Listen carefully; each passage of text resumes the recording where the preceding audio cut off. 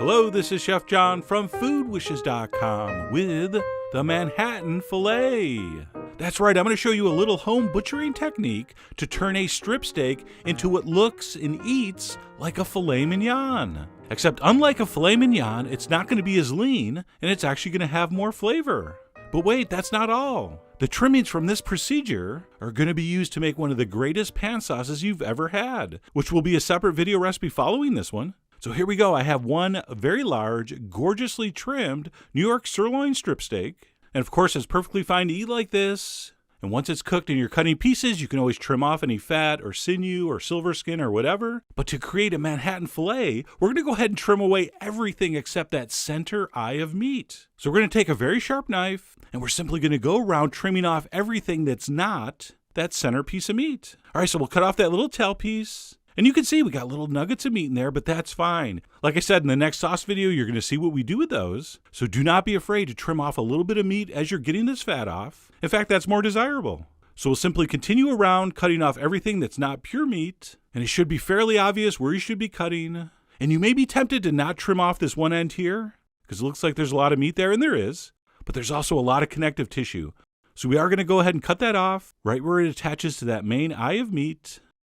And then once all the visible fat is trimmed off, we can go ahead and do a little fine tuning and shaping. I'm going to cut off that little pointy bit there to make it look more like a filet.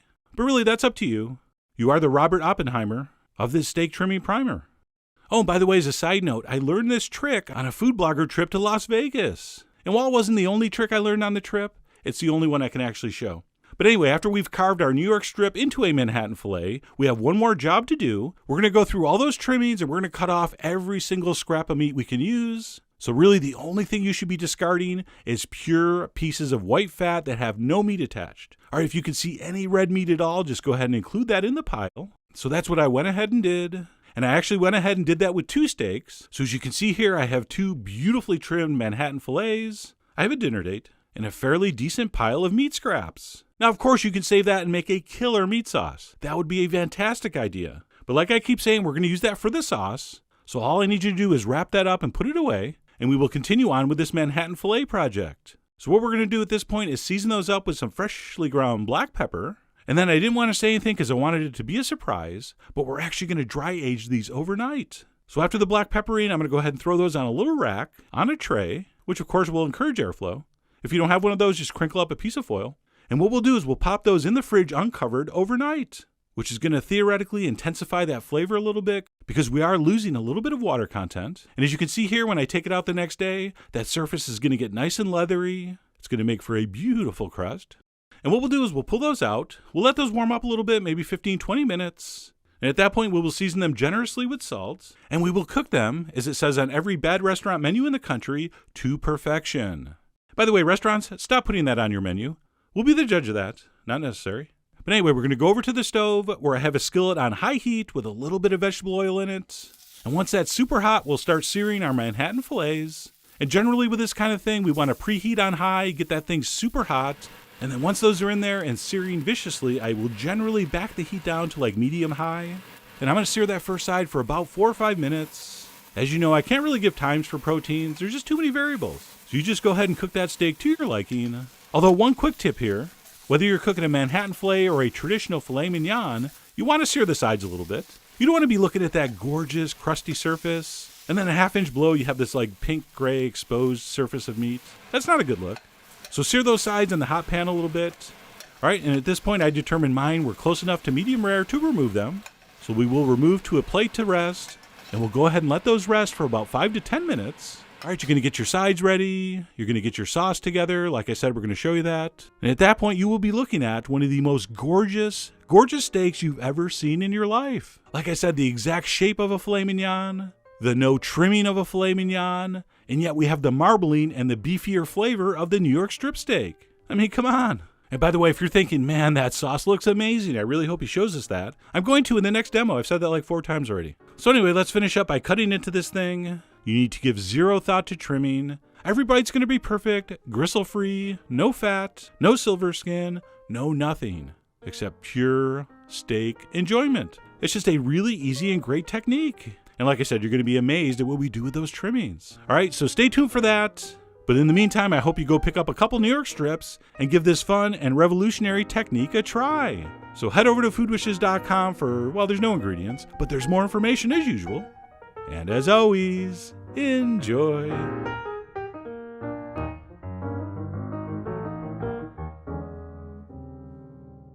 Pan Sauce Bordelaise. That's right. Actually, that's not right. It's really more of a red wine meat scrap sauce, but you have to admit that really does not have the same ring to it. So we will go with Pan Sauce Bordelaise for the purpose of this demo. And of course, this is the companion sauce video for our soon-to-be famous Manhattan Filet. And as we mentioned in that demo, the base of this delicious sauce is going to be those meat scraps we saved when we trimmed the steaks. So I'm going to unwrap my reclaimed New York strip scraps. And what we're going to want to do before we start the sauce is chop this up as fine as possible. Now, if you want to dirty your food processor, go ahead. Or your meat grinder, go ahead. But for me, I'm just going to take the old Chinese cleaver and chop this up real fine. So basically something that resembles a coarse ground hamburger. So that's looking good right about there. And at that point, we're going to stop and transfer that into a cold skillet, which we will then turn on to medium-high heat. And what we're going to do is brown this meat very, very thoroughly. Oh, we're talking full caramelization. And the reason I started in a cold pan is because I want some of that fat to render out slowly. So by the time this pan gets up to temperature, we got a little bit of fat built up in the bottom. And that, of course, is going to help the browning process. So basically, all we're going to do is saute this, stirring, breaking the pieces up as much as we can until it's nicely, nicely browned. And do I mean like that? No, it's getting close, but not quite. So let's keep going. And that's getting closer, but we could go a little more until it looks like that. And I know some of those pieces could go a little darker, but we're not done cooking because at this point, we're going to add some sliced shallot along with a little pinch of salt. And we're going to continue sauteing this until those shallots are golden brown. And I want you to keep an eye on your heat. If everything seems to be going fine, leave it on medium-high. But if it seems like the pan's getting a little too hot, go ahead and lower it to medium. That's you adjusting on the fly, also known as cooking. So we'll keep cooking that, stirring until those shallots soften and caramelize and turn a beautiful golden brown. So once we have our meat and our shallots caramelized beautifully, we're going to go ahead and dump in some red wine. And then all we want to do is basically cook this until the wine pretty much evaporates. And don't walk away. That's going to happen pretty quickly. That UPS guy will come back. Don't worry. Stay by the stove because in just a few minutes that wine's going to reduce and you're going to be able to see the bottom of the pan when you stir. Although I still can see a good amount of liquid under there. So we're going to give this one more minute until we have this. You see that? We're stirring and we really don't see any wine at the bottom of the pan. So that's perfect. And at that point, you're going to quickly add a couple cups of chicken broth. Unsalted, please. Or at the very least, low sodium. Because we're going to reduce this, we got to be careful of our salt content. So ideally, you're using homemade chicken broth here. But anyway, we're going to pour that in, give it a stir. And then what we're going to do here is we're going to bring this up to a simmer and then turn the heat to low. And then just let this cook for about an hour to an hour and a half. Now, of course, if you want, you could transfer this into a saucepan, which is a little easier to control, but I didn't want to dirty another pan, and I was going to be in the kitchen the whole time, so it didn't matter. And what we want to have happen is that all that flavor from those little caramelized bits of steak goes into this liquid, and that's what's going to make this finished sauce so delicious. So for me, after about an hour, 15 minutes of simmering on the back of the stove, this is what mine looked like. All right, the goal when we strain this is to have about a cup of product, okay, give or take. And then once that step has been completed, we're going to carefully strain this. And of course, make sure you press out every precious drop from those meat scraps. And once I was done straining, I had about 200 mil. Here, let me turn this around to a way more logical system of measurements. Oh yeah, there we go. It's almost 1 cup, almost 8 ounces. And by the way, I should mention this step can be done way ahead of time. And in fact, if you're not going to use this sauce right now, let it cool and leave that fat on the top. And that will turn solid as it cools and you'll have an airtight seal. But if you're ready to use it to sauce your steaks, then let's go ahead and remove the fat from the top. And as soon as that's done, we are ready to go. All we need now is somebody to cook a couple steaks. And as you may have already seen, I was that person. So there's my 2 beautiful Manhattan fillets. We've cooked them to perfection. And of course, we're going to remove those to a plate to rest, which of course leaves us with this, the saucier's best friend, a dirty pan.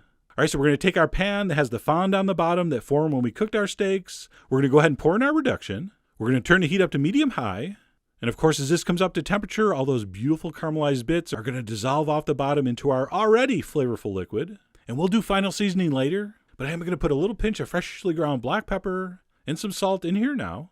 And then all we need to do while our steaks rest is reduce this down until it thickens, which in a pan this size is not going to take very long. So in just a few minutes, this is what mine look like. So at this point, my sauce is just about where I want it. You can see it's thickened up beautifully.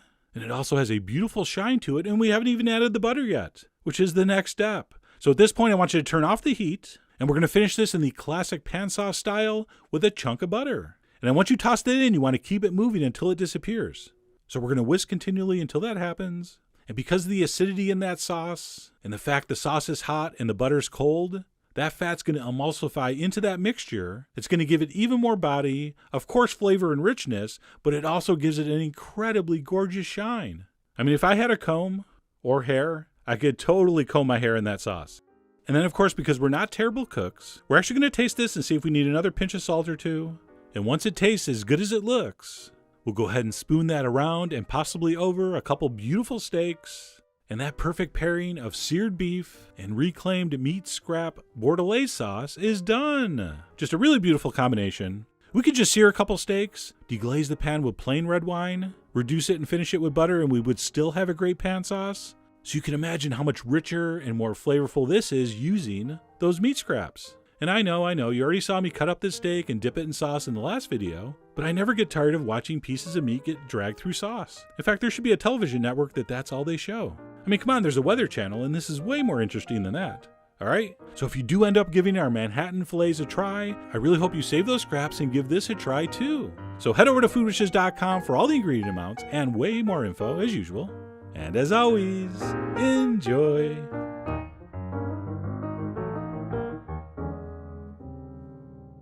Steak Diane. That's right, there was a time back in the day when cooking tableside in restaurants was all the rage. And this amazing steak was probably the most famous and delicious recipe from that era. And it really was an exciting and glamorous way to eat, but unfortunately, not every restaurant was that great executing the flambé step. And after several situations involving guests running around the dining room on fire, this once popular trend flamed out, literally. But the good news is this recipe adapts beautifully to the home kitchen, as you're about to see. So let's go ahead and get started with the meat. And for this, we're going to want a couple nice tender steaks. And what I'm using is a couple perfectly trimmed pieces of beef tenderloin that I flattened out to about a ½ inch thick. And if you can swing it, this is my recommendation for the best cut to use because it's so buttery tender. But if you are looking for something a little more affordable, top sirloin will work beautifully here. And I believe traditionally what was most commonly used. But regardless of what cut of steak you use, we're going to want to season that generously on both sides with kosher salt and freshly ground black pepper. And we really do want this perfectly trimmed. Okay, you're going to see a little bit of internal marbling fat, but any external chunks of fat or membranes have been removed. And ideally this meat has been cut, butterflied, or pounded to about a ½ inch thick. And then what we want to do once our meat has been seasoned is simply leave it out at room temperature for about 15 to 20 minutes, just to warm up a little bit. And while that's happening, we can move on to the base of our sauce, which is very simple, and starts off with a nice spoon of Dijon mustard, or a spoon of whatever your favorite mustard is, as long as your favorite mustard is Dijon. And then we're also going to want a little bit of Worcestershire sauce, but not too much. Many of the recipes I see call for 2-3 times this amount, which I believe is going to be overpowering. So we really just need a couple teaspoons here. We will also go ahead and add a little bit of tomato paste for flavor, color, and acidity. I'm also going to do a little shake of cayenne, although traditionally I believe they use a few drops of hot sauce. But that's up to you. You are, of course, the boss of this historical pan sauce. And then we will finish this off with the real secret ingredient, a ½ cup of our homemade demi-glaze. See, I told you eventually I show you a recipe where we could use that. But I have a confession, that's not the actual demi-glaze from our video. This is a new cheater demi-glaze I'm going to show you next week made without veal bones. So stay tuned for that. And all we need to do is warm that up and stir it into this mixture. And relax, if you don't feel like making demi-glaze, that's fine. On the blog post, I will explain how to substitute with just some nice rich chicken broth. But anyway, we're going to stir that together, and that's going to be it for our sauce base, which is one of 3 components we're going to need to finish this dish. The other 2 being some cognac, or brandy, which we'll use to produce a potentially dangerous fireball, as well as some heavy cream. And once we have all that set, we can head over to the stove to start cooking our steaks. And we will do that over very high heat and a little bit of vegetable oil. So we'll drizzle in some oil and let that get very hot until we see sort of the first wisp of smoke, at which point we will transfer our steaks in. And once that's been accomplished, what we'll do is add a few chunks of cold butter here and there, and that's going to mix in with our already very hot oil. And what we'll get this way is that nice nutty brown butter flavor without the potential of the off flavor of burned butter. Okay, sometimes if you add it at the beginning, there's a chance it can go too far. So to avoid that, we can just add that right with the steak. And then all we want to do here is sear that meat for about 2 to 3 minutes per side to get a little bit of browning on it. But we do not want to cook these steaks all the way through. Okay, what we're going to do is sear these well, but keep them rare. And then we'll finish cooking them in the finished sauce, which is much easier to control. And really, that's the only major difference between this version and the classic tableside restaurant version. They would have just added everything to the pan and sort of timed it so the steaks finished cooking right exactly when the sauce was perfect, which is pretty easy to do if you've practiced like 1,000 times. But for us home cooks, removing the meat and finishing the sauce first is much easier. So once our steaks are nicely seared, but still fairly rare, we will remove those to a plate, reduce our heat to medium, and add a nice big spoon of finely minced shallots to the pan, which could be finely minced onions. But they do carry shallots at pretty much any decent grocery store, so try to find them if you can. And what we're going to do is cook those shallots on medium heat for about 2 to 3 minutes, just until they start to soften up a little bit.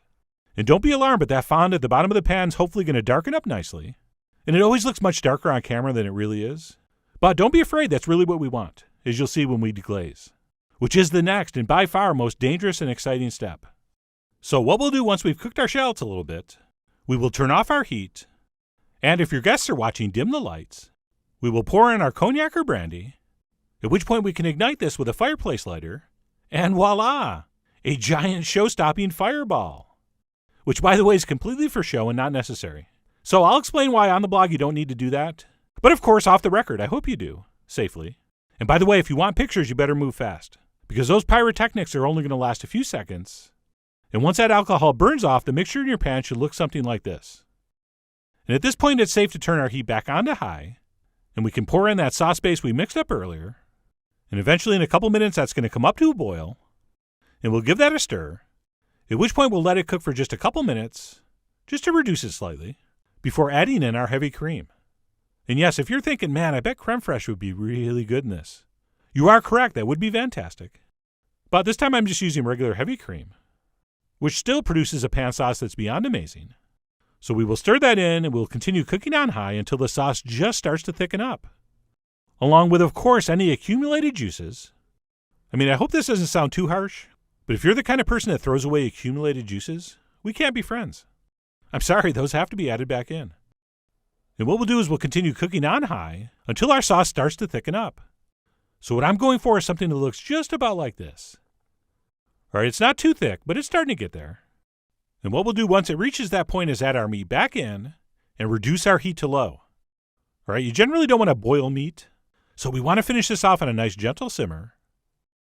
So we'll add our steaks back in along with, again, any accumulated juices. And basically, as soon as that meat is heated through and cooked to our desired level of doneness, we are ready to eat. And of course, because we're not crazy, we're going to taste this before we serve it. So I sampled a little bit of sauce, which was incredible, but it did need another pinch of salt. So I stirred that in.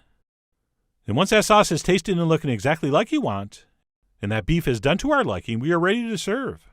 And I'm not using any thermometer, by the way. As soon as that meat goes from mushy to sort of springing back, it's usually perfectly pink. So at this point, I'm going to go ahead and transfer that onto a hot plate and spoon over copious amounts of our mind-blowing sauce. And by the way, on the plate, I featured a very popular side dish of the time, which was generally never a side dish. All right, you could order some potatoes and vegetables separately, but they were almost never on the plate. The plate generally just contained your meat and some ridiculous garnish, like a piece of bright red candied apple, or crinkle-cut pickle beet, or maybe, like in my case, a hand-carved tomato rose. But anyway, we're going to serve that up and maybe finish off with a little bit of fresh chive, and that's it. Our Steak Diane is done and ready to enjoy. And great news, we don't have to let this rest. Let's just go ahead and dig right in. And as great as that looks, it tastes like 100 times better. Just intensely savory with just a little bit of tang, just a little bit of sweetness from the cognac, and just the right amount of richness from that heavy cream. So I just absolutely loved how this came out. To me, this is just the quintessential American pan sauce, and almost a tragedy that you don't see this on more menus. But that's okay, because as you saw, this is pretty easy to make at home.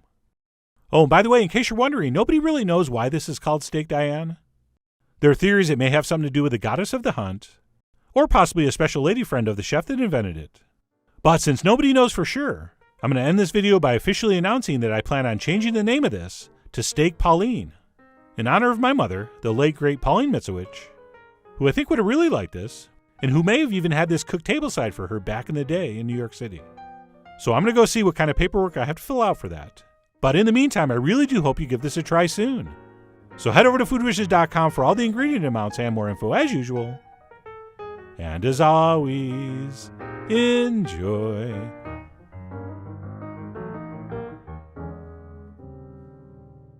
Butcher steak. That's right, believe it or not, there's a steak that's as tender as filet mignon, has more flavor than ribeye, and costs significantly less than both. But it is not widely known or used because the butchers kind of kept it to themselves, hence the name butcher steak. But this amazing piece of meat, also referred to as a hanger steak, is relatively easy to find, and if you know how to trim it up, very easy to work with. So with apologies to butchers everywhere for exposing this secret, let's go ahead and get started with the star of the show, the butcher steak. As I mentioned, also commonly referred to as a hanger steak.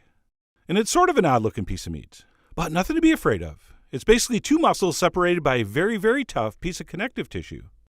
And please let the record show that piece of meat was gouged out before I started. But anyway, the whole key to working with this is properly trimming it. And that's going to involve two phases. First, we're going to remove any and all silver skin from the surface, as well as any other pieces of fat we want to trim off. And there's really no complicated techniques here. As long as you have a thin, sharp knife, and you slide it between the membrane and the meat, you should be able to trim that stuff off without much problem. And as usual, on the surface, besides the silver skin as we call it, which are the much tougher membranes, we're also going to have just pieces of good old-fashioned regular fat. So to what extent you trim that stuff off is up to you, since you are, of course, the Draymond Green of how lean. But while that regular surface fat will add some moisture and flavor, the connective tissue and the piece separating the two muscles will not. The only thing that stuff's going to add is a lot of annoying chewing. So what we'll do is trim both sides very carefully, making sure to remove any of that surface silver skin, before we separate the two muscles and trim out the toughest of all connective tissue. And basically my strategy here is to find that seam with the tip of my knife, which after that first phase of trimming is going to be pretty easy to see. And as we sort of slowly, fairly carefully trim down, what we'll do is try to keep our knife sliding against that tissue so it's not going into the meat too much. And of course, we have to be realistic. If we only do this once or twice a year like I do, we're not going to be that great at it. But that's fine, we don't have to be. So we'll just continue to trim between those two muscles, going as slowly and carefully as we want.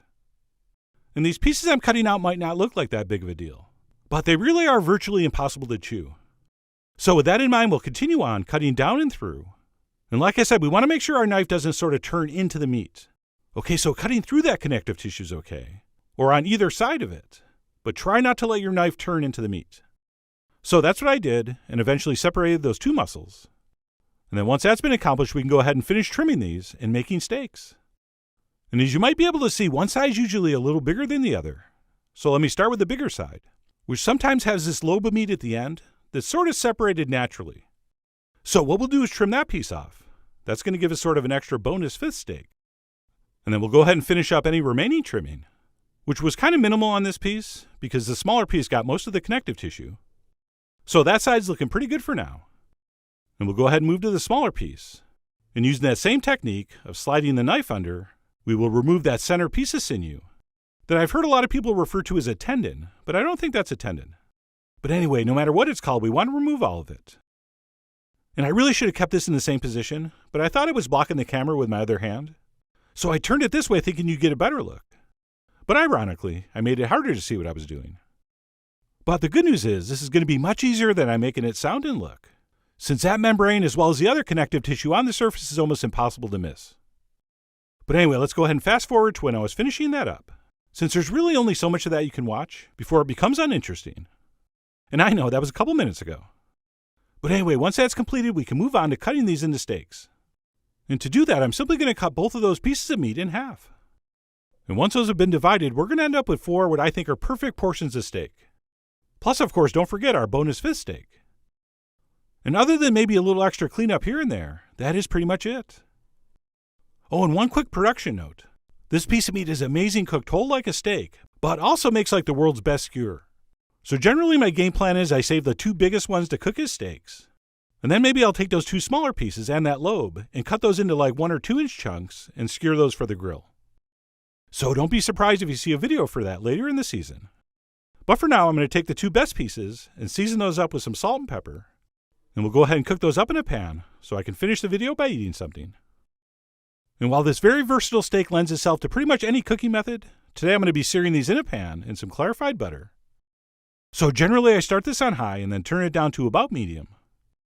And of course you cook these to whatever doneness you want, but I'm recommending we go to about 125 internal temp, which after resting should end up about 130, which is going to give us pretty much a perfect medium rare.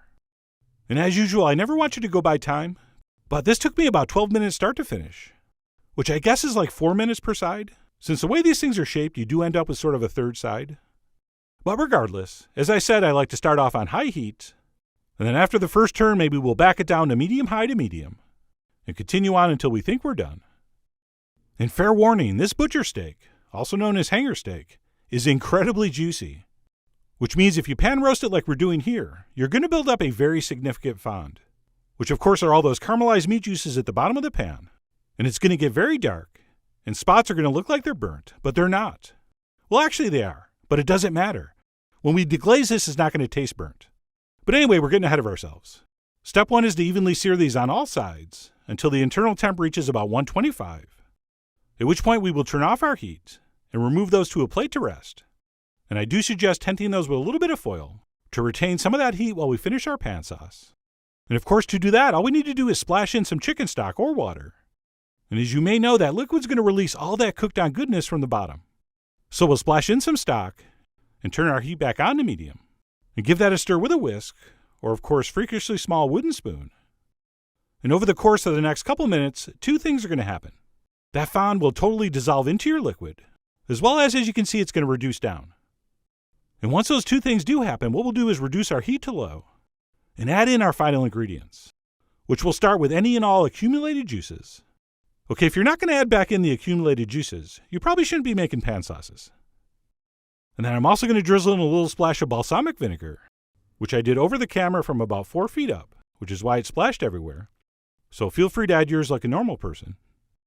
And then last but not least, we will add in a little bit of cold butter that we've cut in small chunks. And if it seems like our liquid reduced a little too much, which I think mine did, we can also add another splash of stock. And then all we have to do is keep this pan and or butter moving until it disappears. And believe it or not, that's all that's involved in making this very fast, but devastatingly effective pan sauce. Of course, it's not really ready to use until we taste for salt, which I did. And I went ahead and tossed in a little more of that. And that's it. By now our steak should be rested and ready to slice. And I'm secretly kind of hoping you've never had butcher steak before, because you're simply not going to believe how juicy and flavorful it is. Okay, imagine something as tender as filet mignon, with the same fatty richness as a ribeye, but with the intense beefy flavor of like a brisket or a short rib. That's pretty much what we have going on here. I know it sounds too good to be true, but it is. So I went ahead and sliced that up and served it next to some French fries, since that's never a bad combo. And we'll go ahead and spoon over our pan sauce. And that's it, our butcher steak is ready to enjoy. And sure, it's going to take about 15 or 20 minutes of some fairly annoying trimming, but as soon as you start eating this, you're going to realize it was totally worth it. Plus, it's going to give you a great reason to finally go out and buy that boning knife. So once properly prepped, I really do love everything about this cut of meat. And as I mentioned earlier, it's just as good on the grill.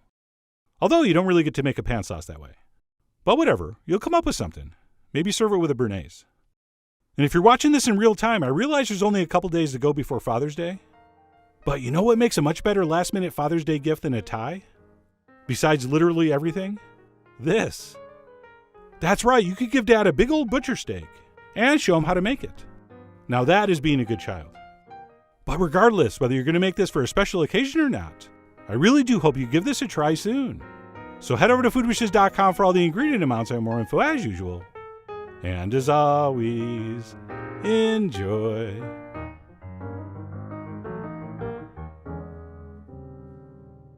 Grilled Mojo Beef. That's right, I really do want to call it Grilled Mojo Beef. But apparently we're not allowed to. It is Mojo. So that's how I will be pronouncing it, but only for this video. In real life, I'm going to continue to say Mojo, because it really does sound so much cooler. But anyway, no matter how you say it, this Cuban-inspired marinade is easy to make, relatively fast, and devastatingly delicious. In particular, when we're going to use it with skirt steak. Possibly my favorite cut of beef for the grill. So let's go ahead and get started with the aforementioned meat. And they call it skirt steak because of the shape. Although if we're going by that, they really should call it sash steak or scarf steak, which it looks much more like. So I don't know, maybe they came up with this cut of steak in the 60s. And prepping this stuff is extremely easy. All we need to do is cut this into 3 or 4 smaller pieces, so it's easier to work within the marinade and on the grill. And no, we're not going to trim any of that surface fat off. That is not silver skin. We can eat that. Not only is that going to help keep all this moist, it also tastes really good. But anyway, we're going to cut that skirt steak up into some smaller, easier to handle pieces. And then once our meat is set, we can move on to the mojo marinade, which we will start with a whole bunch of freshly crushed garlic, also known as very, very finely minced garlic. And then to the garlic, let's go ahead and add a nice big splash of olive oil, as well as a generous amount of kosher salt, as well as its good friend freshly ground black pepper. And then speaking of pepper, I'd also like to add a little bit of my personal favorite. It goes by the name cayenne. We will also go ahead and add some ground cumin, or cumin as some people pronounce it. That depends on where you're from. We will also toss in a little bit of dried oregano. And then last but not least, we need to finish this off with our freshly squeezed citrus juice. And what we really want to use here are sour oranges. Except I'm not exactly sure what those are or where you buy them. So what we're going to do is use some regular orange, plus some fresh lime juice to sort of simulate that flavor. And of course, by all means, if you have access to sour oranges, use them. But I've never seen them in a grocery store. And believe me, I've been in a lot of grocery stores. But anyway, like I said, we're going to go with orange and lime instead. And then once all that's in there, we'll grab a whisk and give it a thorough mixing. At which point we can add in our pieces of skirt steak. And even though we're going to transfer this into a zip-top bag to marinate it, I still like to introduce the pieces of meat one at a time to make sure they're coated. I mean, it's probably redundant, but it makes me feel better. So I'm going to add those one at a time. And then once our meat's in there, I'm also going to add half an onion that I finely sliced. And then we'll take our tongs and mix those in. And would this have been easier if I'd used a bigger bowl? Yes, significantly. But I didn't, and it was still fine. It just took an extra minute or two. And once those are mixed in, we'll go ahead and transfer everything into a plastic bag. Of course, adding every drop of marinade we can. And then once all that's in the bag, we'll squeeze out as much air as we can and seal that up nice and tightly. And then I like to transfer that into some kind of dish, just in case our bag sustains some kind of catastrophic structural damage, also known as a tear. We don't want that marinade all over our fridge. And then what we'll do is we'll transfer that into the refrigerator for 2 to 3 hours to marinate. Okay, 1.5 might be enough, and 4 could still be okay. But for me, the sweet spot is between 2 and 3 hours, after which we are pretty much ready to grill. So what I like to do at this point is take my tongs and pull that meat out of the marinade and lay it down on a paper towel-lined sheet pan. We don't mind a little bit of marinade attached to the meat, but we don't want it sopping wet. So what I like to do is transfer it down to a sheet pan like this and let it drain for a couple minutes. And as you can see, I'm also pulling the onions out of here and placing that on top of the meat. And the reason it looks like I was dividing those onions up onto each piece of meat was I was actually going to grill it like that. But as you'll see, on the way to the grill, I changed my mind. So let that be a lesson to you. Don't be afraid to change your mind, especially if you have a bad idea. But anyway, once we've pulled our meat out of the marinade and have let it drain for a minute or two, we will head out to the grill, where I'm going to cook this over a hot charcoal fire, mesquite to be exact. And because I still don't have a proper grill yet, I will be once again using the post-apocalyptic brick grill, which works, it's just too small. So I have to do mine in a couple batches. But I'm not complaining. I mean, I literally got paid to stand in the sun and grill meat. But anyway, I'm going to place those steaks down over very hot coals. And we're going to cook that for about 3 to 4 minutes per side, or until medium rare-ish. And as I mentioned, I'd planned on grilling these with the onions attached. But I had second thoughts because I was afraid that moisture was going to prevent a really nice dark brown sear. So even though you can see a few pieces here and there, I did scrape off most of the onions. And I ended up just grilling those while my meat rested. But anyway, I grilled that first side for about 3.5 minutes. And we'll flip those over. And you know we normally go for our beautiful diamond pattern grill marks. But since we're going to slice this up, it doesn't matter. And if you're going by thermometer, you want to pull these off at about 125 internal temp. But because of the shape, it's kind of hard to get a thermometer in there accurately. So I generally just go by look and feel. And one tip you may have heard me give before with this stuff, when you see the moisture starting to form on the surface, or it almost gets like a shiny, glossy look to it, that means it's probably just about right. And even though it's kind of hard to see from this angle, that's what was happening to mine. Those juices were starting to come to the surface. So I went ahead and pulled those off. And as usual, once those are grilled, we're going to let them rest for at least 5 minutes. And I know that's not easy. You want to eat it right now. Completely understandable. I mean, look at that meat. But we really do need to wait a couple minutes before we slice. So I'll tell you what, let's compromise. If you have some bread around, we'll let you dip it in that juice to give you a little sneak preview, but that's it. So anyway, we will let those rest for maybe the longest 5 minutes of your life, at which point we can finally go ahead and slice this up. But we have to do this the right way. Okay, because these pieces of skirt steak have kind of a rectangular shape, people naturally want to cut it across this direction. Okay, that makes sense geometrically, but that's the direction the grain is going. We have to turn it this direction and cut across the grain. Or you cut it the other way, you're still going to get something that tastes good, but it really will feel significantly tougher. So let me cut a few pieces here so you can take a look. And if everything's gone according to plan, you should be looking at some of the juiciest, most beautiful grilled beef you've ever seen. I mean, come on, check that out. I'm sorry, but I'm going to have to stop and take a taste here. And even though I sampled a piece from the edge, which should be sort of overcooked and dry, it wasn't even close to that. It was tender, juicy, and incredibly flavorful, which I will give 50% of the credit to the marinade and 50% of the credit to the cut of beef. So this is a team effort here. But anyway, I stopped snacking and cut up the rest of the beef, which I will present sliced up on a big platter with lots of fresh lime. And if we did grill those onions from the marinade, we can also scatter those over the top. And then next up, what we'll do is take any of those accumulated juices from the plate and spoon that over our sliced meat. And I say spoon even though you see me using a brush. I was only doing this because I wanted every piece to look perfect for the picture. So I took way too long brushing and dabbing that over the top. And then next up, we'll drizzle over a little bit of Spanish olive oil. And then for our final touches, we'll do a little sprinkling of coarse salt. That's going to provide extra seasoning, of course, but also because we're using those large crystals, it's going to provide a textural and visual element as well. And then last but not least, we will finish up with a whole bunch of freshly chopped cilantro. And that's it. My take on grilled mojo beef is ready to enjoy. Which, by the way, can be done in so many different ways. I eventually ended up eating this on some rice. But this stuff will also make for an incredible quesadilla, or some world-class tacos or nachos, or if you're into the low-carb thing, these work really well for lettuce cups. So, of course, how you enjoy this is going to be up to you. You are, after all, the major domo of what I prefer to call mojo. And you really do have a lot of options. And we've already discussed that beautiful, juicy, tender texture, but the bright flavor that garlic and citrus marinade provides really pairs wonderfully with so many different things, like margaritas and cold beer, for example. So anyway, that's it, grilled mojo beef. I'm reminded of the words of the great Tony Montana, who once said, in this country, first you get the marinade, then you grill the beef, then you get the woman. And I'm just paraphrasing, but it was something like that. So I really do hope you give this a try soon. Head over to foodwishes.com for all the ingredient amounts and more info as usual. And as always, enjoy.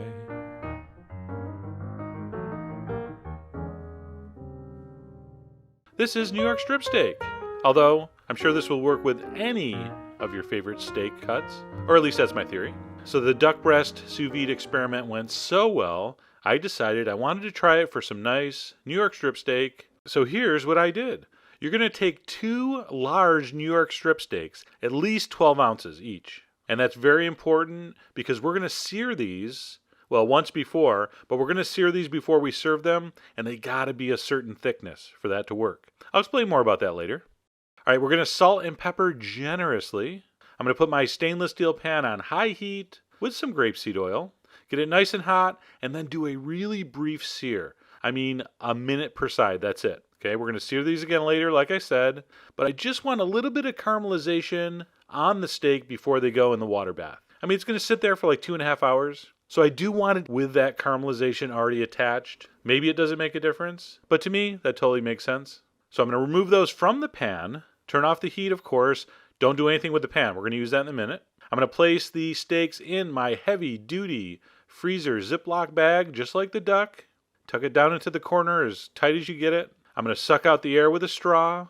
Okay, our water bath is set up exactly the same way we did for the duck. Silicone pot holder on the bottom of a large pot. Thermometer, water at 130. Sorry, things got a little steamy that afternoon. All right, but the water's at 130, even though you can't see it. We're going to put the steaks in, and they're going to sit there for 2.5 hours. Oh, and by the way, all the people making fun of my old thermometer, see, I tested it with the digital. It's out of focus, but it was 130 exactly. So never a bad idea to double check. So like I said, this is going to sit for 2.5 hours in that water. If you want to move it around once in a while to kind of get the water moving, you can. But I didn't have any problem with it cooking unevenly. All right, so we got a couple hours. Let's do a nice mushroom saute for the top. I have what's called clamshell mushrooms. And by the way, did you ever notice with mushrooms, anytime you see the actual Latin name, totally looks poisonous? All right, I trimmed off the bottoms. I'm going to leave those pretty much whole.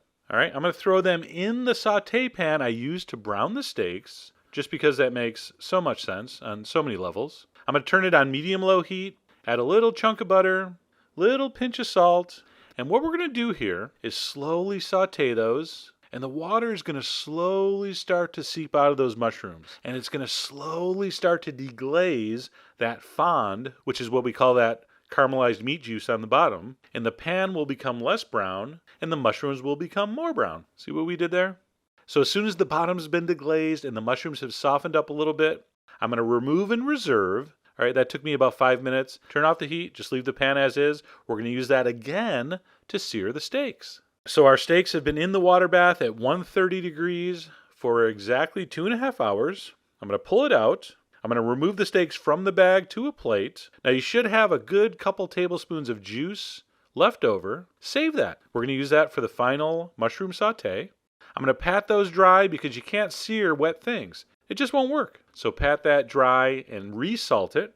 We're going to put that same pan back on high heat, as high as it will go. A little bit more grapeseed oil, and we're going to sear those steaks to get a nice crust on them, about 2 minutes per side. Now earlier when I said you need at least 12-ounce steaks to do this, if you're doing these little 8-ounce steaks using that sous vide method, that's still going to work, but then by the time you get that nice crust like that, the middle will have gone from medium rare to medium. So this works better with a nice thick steak. And if you're tempted to skip this step and just eat the steaks, don't. Caramelizing that surface is a really, really important step. Seriously. I said seriously. Thank you very much. All right, once the steaks are seared, remove those to warm serving plates. And we're almost done. We're going to reheat our mushrooms, put them back in the same pan. I'm going to throw in a whole clove of garlic that's just been crushed. And this sauce only takes a couple minutes to put together, so that's just going to give a subtle garlic flavor without any pieces of garlic, and I'll be able to pull that right out when I spoon the mushrooms over the finished steaks. So the mushrooms go in, 1 clove of crushed garlic, the reserved meat juices, see that? A little splash of water, just because I want to make sure I deglaze the entire pan, and there's probably not enough of that reserved steak juice to do it. So a little splash of water, few drops of balsamic vinegar for a little acid, little color, little flavor. All right, turn off the heat, chunk of butter, stir it in, salt and pepper to taste, and in just a couple minutes, you have a beautiful looking, tasting clamshell mushroom. Let's call it a ragu. A saute, a ragu. Is it a sauce? Could be a sauce.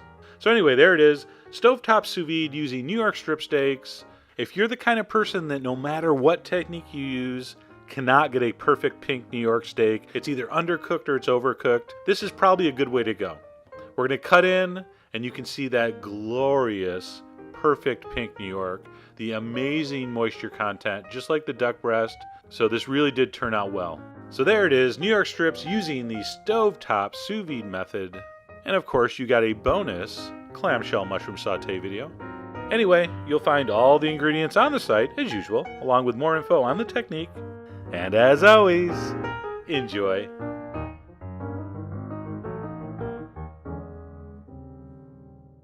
Koji-Rubbed Steak. That's right. You know how they say if something sounds too good to be true, it probably is? Well, this experiment could have been that. Because recently I saw an article that claimed you could use koji rice to get the same effect you get from dry aging a steak for like a month and a half. And since the article was from a legit publication, and they had before and after pictures, along with testimonials to its effectiveness, I figured I would give this a try. And what follows is that experiment. So what they said to do was find some of this, koji rice, which I found very easily online. And I really hoped I'd ordered the right stuff, because there was absolutely no English on this package. But it did look the same as the pictures I saw, so I'm pretty sure this is the right stuff. And apparently what this is rice that's been inoculated with some kind of mysterious fungus. And this is what they actually use to make soy sauce and miso and sake and things like that. And apparently what you're supposed to do is grind this up and then use that to coat your steaks. And for that, I decided to use this mortar and pestle. In the article, it said to powder it, but I also saw that you had to scrape this off before you fried the steaks. So I thought if I just crushed it like this, it would be easier to get off the steaks and I still would be able to coat it. So this is actually the only change I made to the method I read. But anyway, I smashed that up until I thought it was small enough to coat my steaks. And there they are, my test subjects, 2 beautiful, thick New York strips. So I proceeded to coat my steaks all over with that crushed koji rice. And we're calling this Koji-Rubbed Steak because it sounds good. But there really wasn't a lot of rubbing going on. It was more like sprinkling and pressing. And then once that was set, I transferred those onto a rack for full air circulation. And as you can see, I put a few paper towels down on the pan because I thought I was going to have a lot of leakage, which turned out not to be the case. And then apparently all we need to do is put this in the fridge for 2 to 3 days, and boom, dry-aged steak. So that's what I did, and this is what it looked like 2 3/4 days later. And what exactly has happened here? I have absolutely no idea. I mean, I couldn't tell if that fungus was growing or that was just the rice swelling. I really don't know. But it did look pretty similar to the pictures in the article, and it did have a very pleasant, very distinct, kind of nutty, dry-aged meat aroma. And then apparently what's supposed to happen at this point, we're supposed to scrape all that koji rice off the steak before seasoning and cooking. So I took the back of a knife and scraped that koji rice sludge off. And right here I was getting kind of excited because it really did have the appearance of dry-aged steak, which you're going to get a pretty good look at here. So at this point I was kind of thinking, hey, maybe this worked. So it kind of looked like the real thing, and it sort of smelled like the real thing, but was it going to taste like the real thing, which of course was the next test. So I cleaned that up and seasoned it very simply with some kosher salt. All right, for an experiment like this, you don't want any herbs and spices in the way.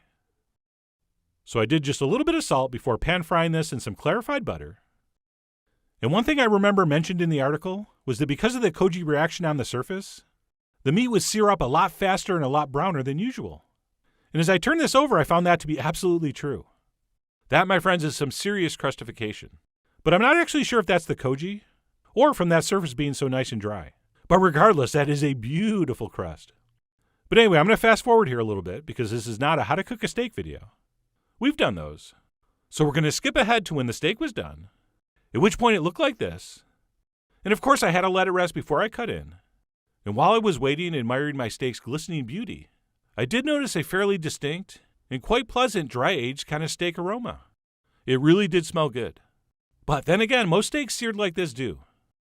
So I let that rest almost enough time before slicing in for the official taste test. And as I started to slice this, one thing that struck me is it felt kind of firm. Like a little firmer than I would expect. So that seemed a little odd, but I was thinking maybe it's just the crust. So I cut a few slices, and while maybe slightly past medium rare, it still looked very good, pink and juicy, and as I mentioned, had a very delicious smell to it. So far it passed the eye test and the nose test. But it was finally time for the most important test, the taste test. So I cut a piece and took a bite, and it tasted very good, like a good steak should. But did it taste like a steak that was dry-aged?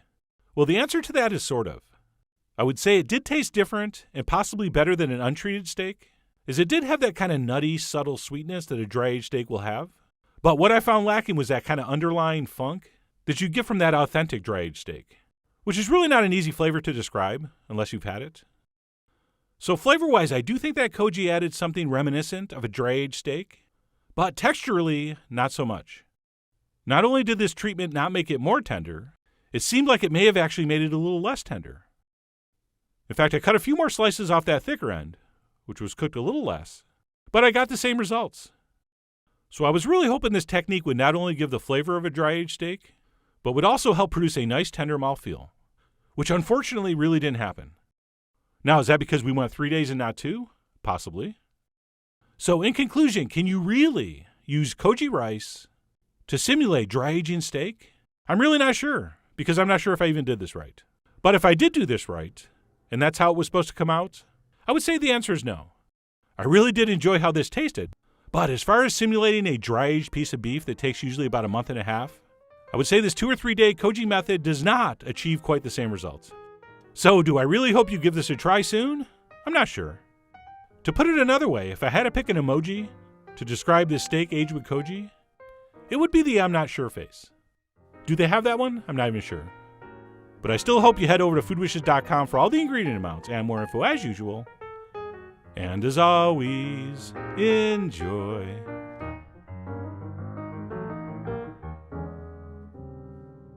Velvet steak. That's right, this delicious experiment was inspired by a technique called velveting that's usually used to prep meat for stir fries, but I decided to try to apply it to a pan-fried top sirloin steak, and the results were very impressive. The only problem is, I'm not exactly sure how much of that was because of the velveting technique I used, and how much was due to the fact that I just did a good job pan frying a steak. But either way, I think this is still worth checking out. And to get started, we will mix up our velveteen marinade, which is going to begin with 1 egg white. And by the way, save that yolk and add it to some scrambled eggs tomorrow. And then to that, we will add a spoon of cornstarch, as well as some rice wine, or as I mispronounce it, sake. And if you don't have that, some sherry wine will also work. And then last but not least, we will add some soy sauce. At which point we'll grab a whisk and mix this until it's very smooth and foamy. And in case you're wondering, the original velveting technique this is based on involves marinating thin strips of meat in this, which are then blanched in water or sometimes oil, and then allowed to dry, and then finally stir-fried, which I've done before and it worked great, but I was always curious if it would work for a larger piece of meat. Speaking of which, once that's set, we'll move on to our piece of top sirloin. And what I have here is an almost fully trimmed 8-ounce piece. And this stuff's generally not going to have a lot of fat in or around it, but if you do see a little bit of that tougher membrane that we call silver skin, it is never a bad idea to slide a knife under that and trim that off. All right, that stuff can be kind of chewy. And that's it. Once that's been trimmed up, it is time to pound our meat, which we'll do between a couple pieces of plastic. And what we're shooting for here is something that's about 1/4 inch thick. All right, if we go thicker than that, it might not get as tender as we want. But if we go thinner than that, then we risk it cooking too fast in the pan. So like I said, about 1/4 inch should be perfect. And if you're living dangerously like I am, and pounding this right on your stone countertop, don't miss, because you could crack it. So it might not be a bad idea to use a cutting board here. And that's it. Once we pounded our meat, we'll go ahead and transfer that onto a plate. And we will pour over this bizarre-looking marinade, at which point we'll flip our steak over a few times to make sure it's well coated on both sides. Oh, and since this was an experiment, you're going to notice a few changes in the written recipe. For example, we should have generously salted that steak before we poured on the marinade. Okay, you're going to see me put some on later, but we really should have added some at this point. But regardless, once that's coated, we will wrap this in plastic and marinate it in the fridge for anywhere between 6 and 12 hours. And yes, you can do this in a zip-top bag. And yes, you should also give it a flip or two during that marination time. And then the other thing we'll prep, at some point before we pan fry that steak, is a very simple Korean chili butter, which is simply going to be some relatively soft unsalted butter, plus a nice spoon of Korean chili paste, which goes by the name of gochujang, or something close. We will also toss in some finely and freshly sliced green onions, at which point we'll take a spoon and give this a mix. And while my butter was a little too cold and firm to make this easy to mix, at least this glass bowl was way too small. So yes, I did make things a little bit tougher on myself. Okay, so do not make those mistakes. I mean, you guys are after all the velveteen rabbits of your good kitchen habits. And whenever you mix up a compound butter, which is what this is called, you want your butter to be nice and soft. And also use a bigger bowl. And that's it. Once you mix that up, go ahead and give it a taste. And adjust if need be. Otherwise, we can set that aside, either at room temp or in the fridge until we need it. And then assuming it's marinated long enough, we'll go ahead and pull out our meat. And we will unwrap it and give it a few last tosses in the marinade. And yes, it is true that when we use a wet rub or a marinade like this, we usually pat the meat nice and dry with a paper towel. But this time we are not doing that. Okay, we're counting on those velveteen ingredients stuck to the meat to work their magic in the pan. So after giving this a few flips, we'll head to the stove, but not before I generously salt this on both sides, which as I mentioned, we should do after we pound it. But I didn't, so I added it now, and then headed to the stove, where we have a nonstick pan set over medium-high heat, in which we've gotten some vegetable oil nice and hot. And we'll go ahead and place our steak in, which hopefully you do a little more gracefully than I did. And hold on, please, that drip is really bugging me. But anyway, what we're going to do is pan fry this steak on medium-high heat for about 3 to 4 minutes per side, or until it's about medium rare, or whatever doneness you want. And the theory behind this velveting technique is that egg white cornstarch and wine mixture kind of coats the strips of meat and helps lock in that moisture, so that when it's eventually stir-fried, you end up with something that has a very tender velvety texture. Which is why, by the way, we're using a nonstick pan here. Okay, I wanted those velveteen ingredients to stick to the steak and not the pan. But anyway, like I said, we're going to cook that about 3 or 4 minutes per side, or until it springs back to the touch, which is generally the indication that your meat is medium rare. Okay, if it doesn't spring back and feels kind of mushy, it's rare. And if it's not springy and feels hard to the touch, then it's well done. also known as overcooked. But anyway, right about here, mine was feeling perfect. And also I could see a little bit of juice coming to the surface, which is another telltale sign. So I went ahead and pulled it off and served it up on a warm plate. And for best results, we should probably let this rest for about 3 or 4 minutes. And while we do, we can go ahead and transfer on some Korean chili butter, which I'd made ahead and refrigerated, which is why it looks like that. And I went ahead and finished mine off with some sliced green onions. And that's it. My velvet steak experiment was done. And looking very beautiful. Except for that one very noticeable pale spot in the front, which I'm ashamed to admit I did Photoshop in the pictures. But anyway, now that this is rested for a few minutes, we'll go ahead and cover that up by rubbing our butter over the top. And then I went in for a taste. And I was pretty encouraged because it felt very tender as I cut. And it actually was very tender, as well as very tasty. But what really blew me away about this steak was how unbelievably juicy it was. I mean, sometimes when you see that much juice on the plate, it means the meat's going to be dry. But this was not. It was gushing with moisture, which I found very interesting because your typical top sirloin steak is generally pretty lean and does not have a ton of internal fat, which is usually responsible for a meat's juiciness. So I was left thinking that velveting technique must have had something to do with that. But exactly how much? I really don't know. Okay, to truly test this, we would have had to do one steak without the marinade. Yes, a placebo steak. And then compared those side by side. And yes, as you might imagine, that Korean chili butter was excellent on this. And my only criticism of that and the steak was that it needed a little extra salt. But other than that, just a truly fantastic pan-fried steak experience. And if you're thinking, I would have done some rice or pasta to help soak up those juices, well, you know what? I like how you're thinking. That would have been a fine idea. But anyway, whether you're serving this with a side or not, I've determined this velvet steak experiment to be a great success, which is why I really do hope you give this a try soon. So please follow the links below for the ingredient amounts, a printable written recipe, and much more info as usual. And as always, enjoy. Grilled coffee cola skirt steak. That's right, of course coffee and cola are great beverages, but as I discovered, they make an incredibly delicious marinade for grilled meat. And not just any grilled meat, we're doing skirt steak, which is by far the juiciest and most flavorful piece of beef you can put on a grill. So step one here, we're going to make the aforementioned marinade, which starts off with a couple cloves of minced garlic. To that, I'm going to add a little bit of ketchup.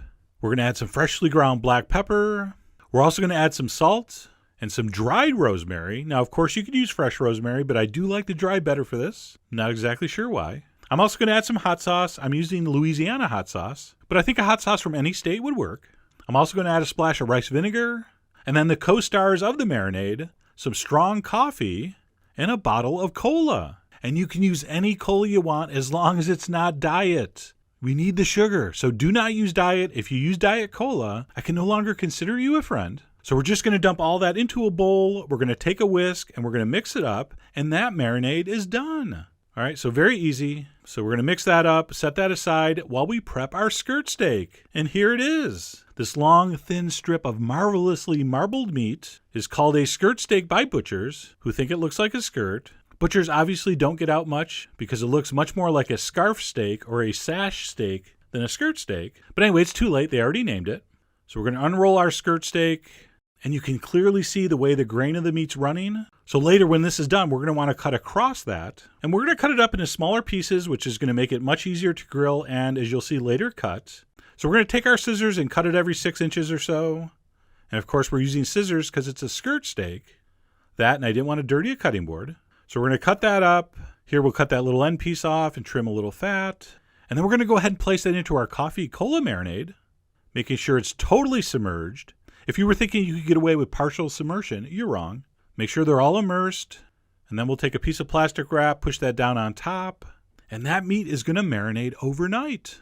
So I'll give the official time frame is 8 to 12 hours. So I say it's overnight, but you could totally do this early in the morning and then grill later that afternoon. So regardless, 8 to 12 hours later, we're going to pull that out. We're going to pull it out of the marinade, which you are not throwing away, by the way. Reserve the marinade. So we're going to pull out that meat. We're going to put it on a plate. And then please take a paper towel and pat this dry. We do not want to season wet meat. And then we'll just leave that there while we dump our marinade into a saucepan. because one optional step that I'm going to make mandatory is that you reduce this on medium heat until it thickens up slightly, kind of down to a glaze.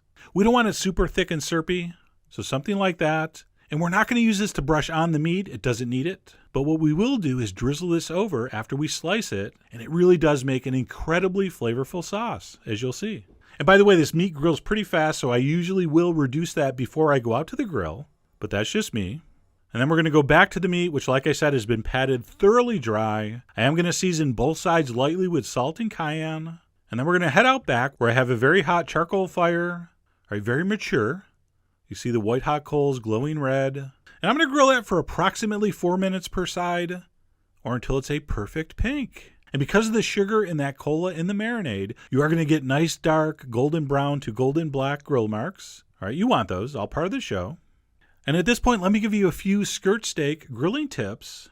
Number one, if you have a piece that's thin at one end and thicker at the other, if you think that thin end is done, simply lay that end of the meat over another piece, which will insulate it from the direct heat, and that thicker end will finish cooking and the thin end won't be overcooked.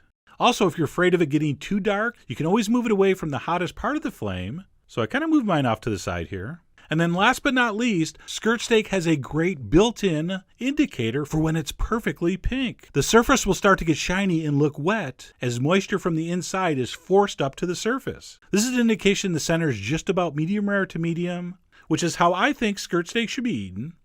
I'll explain on the blog post why I don't think skirt steak should be cooked rare. But when you see that sheen on the top and it looks like it's getting a little wet, that for me is the sign to pull it off. And of course, yes, you can use a thermometer or go by feel, but for me, that always works.